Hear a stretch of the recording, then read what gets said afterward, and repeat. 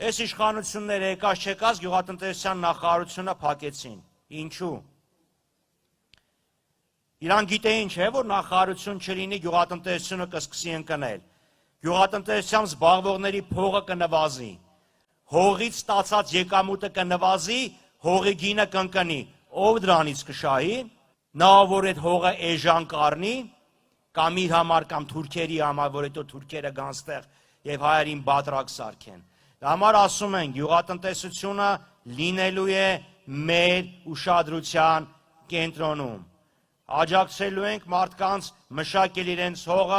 ավելի բարձրաձեգ արտադրանք ստանալու համար, որ մենք Երևանում ուտենք հայկական արտադրության պանիր, կարագ, միս, երշիկ, այլ ոչ թե